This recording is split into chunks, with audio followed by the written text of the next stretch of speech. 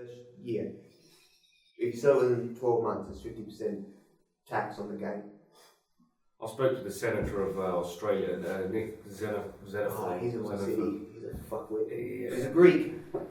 And he said the reason why they put it there is to put more stock into the rental market. So they want local Australians to own the assets. Yeah, but I mean, doesn't anybody thinking 15, 20 years down the road? No. Yeah, I was like, this is fucking... It's a short-term solution for a long-term problem. Yeah. It doesn't create any wealth for anyone. It kills them. It's artificial wealth. It's not real. Because a lot of the guys that are trying to hold on to it, they've got to keep the pig there and their job at the same. If they lose their job, they're fucked. What happened in Perth with the mining boom in Perth, and properties went say from 400 to 800 as an average price, and they started doing this rack and stack thing, and then the mining overnight, 18, 24 months dry up in Perth. Property you mean dried up? They ran out of the whatever. Chinese stopped buying ore and shit. Okay. And overnight, their market 30% house prices, and it just fucked Perth for 2 years. Yeah. Now Adelaide hasn't had that kind of. It's just been pretty. But Sydney, Melbourne, they're next. That's why this interest rate thing's a challenge for them to start. But I mean, our banks still putting money out at around 4%, like all the examples. Yeah. But what banks won't lend now is if you want to do apartment, 3-4 sort of blocks, they're just running away from them because there's no supply in Melbourne and Sydney, and you can really see what's going to happen. But they're not funding any apartment blocks at all. Okay, I didn't know that. That's only happened in the last probably 3 months. Wow. Anything with stairs, they won't fund. Fuck yeah. Well, that doesn't surprise me, and it does. No, I said it does surprise me. What doesn't surprise me is the fact that they're just trying to solve the short-term problem. Yeah, it's short term. Yeah, I don't know what to do. But developers are milking it because they've already created these relationships. And how long has this been going on? 20, 30 years. Oh shit! Yeah, it's a long-term fashion. It's berserk. Every time I go to Australia, they're like, "Oh, I need to write some tax off, go buy a property." I'm like, "What the fuck?" And it was accelerated even more with the mining boom. Because everyone was making money, and miners making 2-3 times the normal wage. So they started doing the property thing, which pushed up the prices again. So it's about to. Yeah. It's close.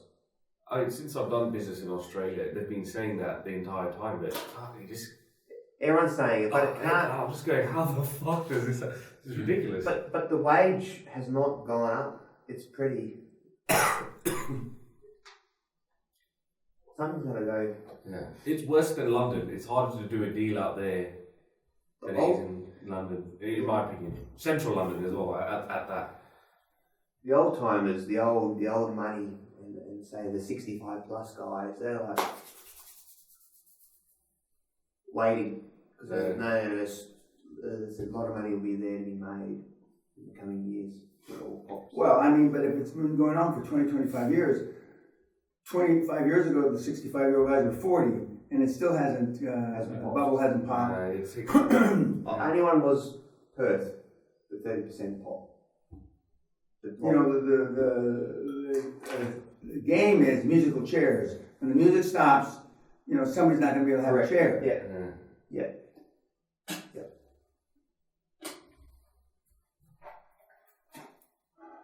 So how does QLA take advantage of that? If I had I'd be selling everything now, cashing out on the way up, and just waiting for 12, 18 months. And when it pops, you'll get them for 30% less. I'm a non-exec for a developer there. What are you looking for? And their strategy is to form relationships with financial advisors and accountants. So anyone who deals with like the common man, advise them, buy these properties. Real estate agents just aren't needed out there. They're not needed. accountants and financial advisors sell the properties, it's crazy. It doesn't fall into the hands of a homeowner. It's always an investor to write off tax losses. That's it. That's the game that they play. It's crazy. That's how you get rid of stock there. What are you looking for? Texters, markers. Right there on the window. But the box is empty. They thieved them. I wonder what could happen.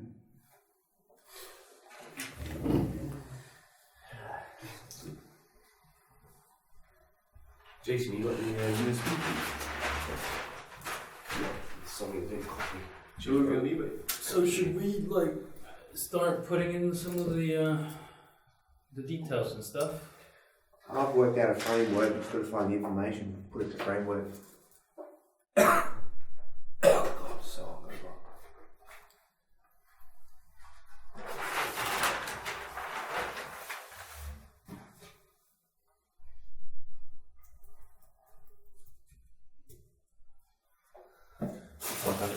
See, now you can mix that up on, do you?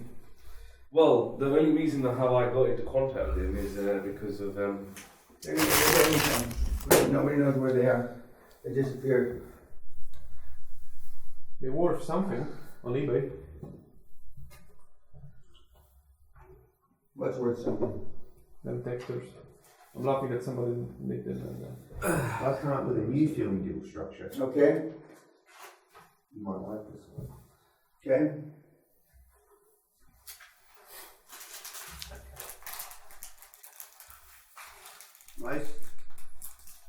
Most film production TV shows fall over because people can't. You're the closet movie guy.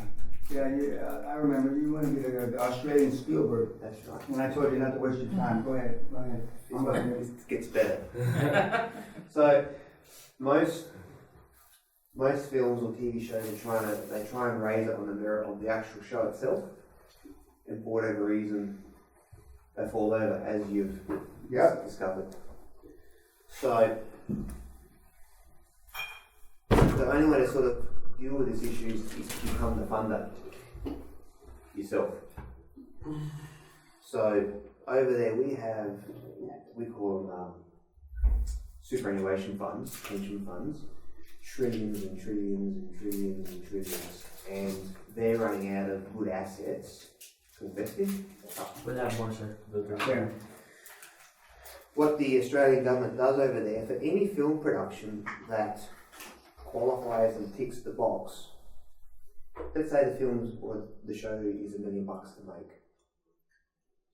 The minute you finish it and it ticks the box, e.g. Australian director, the production company's Australian, owns the content, all that kind of stuff, they write you a check for 40% of the budget. No questions. Now, you explained this to me from 2 years ago. Was this the same? No. Okay. This is like you pivot and morph and change. And I got you. Okay. So, with the fund, instead of trying to raise money per production, the 500 million has two purposes. One is to set up the first Australian studio system to create its own content library, because they don't do that. The second thing is, of the, say, 450 million left, 20 to 30 productions are made a year. It's an average. 5 will go well, 5 will break even, and 10 will lose money, but you've got the rebate to offset that. So then, all I need to do is, say 40% is pretty much guaranteed anyway. You would try and pre-sell between 30 and 40% of the agreed content to various distributors around the world, so pre-sold at a discount. Therefore, the cash is only maybe exposed 20%, but you've got to spread across 20, 30 productions. Whatever's made is owned by the entity or the studio. So in 3, 4, 5, 10 years, that content keeps building up, which becomes more valuable than the whole lot, and it becomes a self-fulfilling prophecy in its own way. But the kick is the 40% guarantee, even on shit, is funded back on every single Well, I mean, Germany and countries in South America and maybe even Poland have a similar deal. Not that high though. Well, no, I mean, I'm trying to remember, maybe it's Sweden, like 80%. And, but normally the countries that have those kind of things are countries that promote the welfare state. The welfare state. And and there's, in America, the studios, 100 years ago, that's what they did. Okay, they didn't say it was a guarantee, but they would look at 100 deals, but they wouldn't take 100 deals. But of the deals they did take, they put up, 80-90% of the money, and in some cases 100% of the money. And then it kind of morphed into bankable stars. The 40s and 50s. Where if Dean Mansfield or Marilyn Monroe or somebody is a bankable star. Now it went back to the bankable stars up until about 10 years ago. It's changing. Yeah, and the bankable stars movies lose money now, and so they pay at the same time that the guys that were making movies were getting paid $20-25 million to make a movie. It peaked because it was putting too much pressure on the model. So you make a movie for Too much power with the actors too. yeah, well, yeah, that's absolutely correct. It went from no power to the actors when it was the studios were grooming and these stars to almost all the power to the actors, and then it started switching, and at that same time, the ability or the instruments the stars used to fund their films morphed. Crowdfunding came into being, a lot of shit though. A lot of other shit. And then people like Tom Cruise started their own production companies. Okay? And so they went in competition with the big movie companies. And so now it's a mix, but at the end of the day, there's so many additional outlets to put your Streaming has changed the whole thing. Exactly. And Netflix and these people that are, spending literally billions for their own movies. Now, I could have sold, other than Boots, Netflix didn't like Boots to Suits, but I mean, unless I changed it somewhat, like the Most Hated Man in America, almost everybody liked that fucking thing, okay? But I wouldn't do that. But not for any creative reasons. The directors and the guys that are the movie guys don't want to give up control, the creative control. Netflix is like doing the deal with the devil, and they keep you content. Correct. But I mean, I didn't give a shit. I just didn't want to be the most hated guy in America for my legacy. But we've had movie guys come through this program that get offered good deals by Fox or Metro-Goldwyn-Mayer or Universal, and oh no, I don't have creative control. And I said, do you want the fucking movie done or not? And they say, no, I would rather not do the movie. So their pride of authorship starts from the script. Yeah. And I would just want to fucking do the movie. And that's the balance, and hence why you need something like this to fund your own thing, because a lot of it... So who's going to put up this money for the 40%? This superannual, whatever the fuck fund? No, the superannual, I'd go the full 500, because I'd sell it to them in a way where here's the model, here's how we project it, here's how the cash comes in, blah, blah, blah. And the other thing is, a lot of the Australian technical people, DOPs, because it's not really a sustainable business there, they go to the US. And most of the best DOPs are from Australia. They all leave because they call them white Mexicans. They work very hard. White Mexicans, and normally the productions come to Australia because we've got their studios and we do it 30 cents on the dollar. Yeah. So a lot of the stuff you see, like all the Matrix movies were made there. Yeah. Not the previous, but the one before that, Star Wars, Pirates of the Caribbean, they're all made there because of the dollar. But you wouldn't think it. And they just hire white Mexicans, but none of them own the content. That's the opportunity. You fund it, we keep growing. We don't make Australian films because they're crap. We make international product. Yeah, like a kids division, like a Disney, and then the other things because kids stuff always sell. And and then it's sold to the funds as this is going to employ thousands of people and create Sure. all that, because they need to find stuff to keep manufacturing there. Now manufacturing is going down. What else can we can't just keep being R&D or washing dogs, services and everything. We need to start making something like the US. Well, the economies that have prospered and last for hundreds of years are companies that make things. To produce, yeah. That actually make, whether it's widgets or but make something. And when I talk to people, I say we manufacture content. And the other day I met Peter Jackson. You know Peter Jackson, that guy that did Lord of the Rings. His nanny for 3-4 years, and she put me in touch with his producer, an American guy called Barry Osborne. Is about 70 years old. And he's done all the Lord of the Rings. He did Octopussy. That's how far he goes back. And I spoke to him on Thanksgiving for about an hour. He's over in the US. He's doing the new Disney Mulan movie. And I spoke to him for about an hour. He said, "Sounds good to me." And it's the same sort of strategy, Dream Team.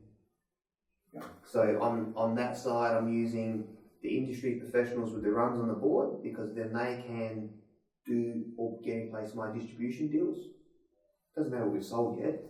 So they line it up. And on this side, we have the equivalent entertainment, accountants, lawyers, But the chairman, I haven't picked yet, because I need someone. It will probably be an American. But there's a guy that used to be the studio head of Fox, late 98, called Bill Mechanic. And he said to Fox, if we don't start making our own content, we're fucked. And he greenlit a movie called Fight Club. Mm-hmm. A little bit weird, and they Big success. and when it came out, it had a bit of an average start. They sacked him, and then Fight Club went off. Yeah. And he said as a joke, because Bill Mechanic is from Disney, and he said as a joke, one day Disney's going to buy you guys. 20 years ago.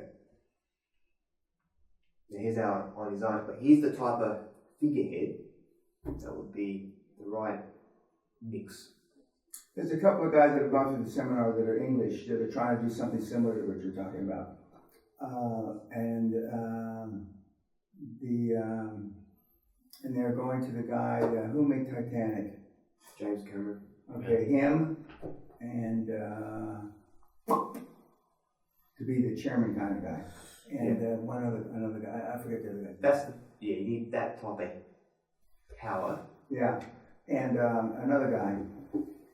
Who's the guy that went down in a submarine to look at the fire? Same guy. Is that the same? Okay, same guy. Okay. But he's long. He's old. I know he's old. He's long in the tooth. And but they want somebody with a clout. Well, You don't have to explain about it. You don't have to explain about it. And the one thing that when I for 2.5, 3 years beat my head up against the fucking wall with the booster suits, I wasn't able to get somebody that I didn't have to explain about to carry the deal, and nobody was willing to do that because they said that vets don't make good TV. But imagine this was in place, and you said to me, "I want to do this," and we say, "Yeah, it's $30 million," and I say, "We'll fund it, subject to you getting Jocko." And if you say to them, "You're going to get 500, 1 million," it all happens. People try and use the name first to get the money, and that's normally when it fucks up. And if one guy leaves, the whole lot. That's what normally happens in that game. So I've come close so many times the old way, like how and you have to be the funder. That's the only way, because you can hire instantly the names, the track record, and it all happens quick. You have to put the fund together. But the fun. Yeah, and no, but I mean there have been searches for a way to be able to perpetuate making motion pictures. They've been looking for a way. At the end of the day, if you have the money, I mean, he who has a golden rule. I mean, he can dictate what the hell how it moves forward. But there's always even today, there are better investment alternatives. The reason why it's so hard to fund a motherfucking movie, because on a scale from 1 to 1,000,000, okay, there are better ways to make an ROI.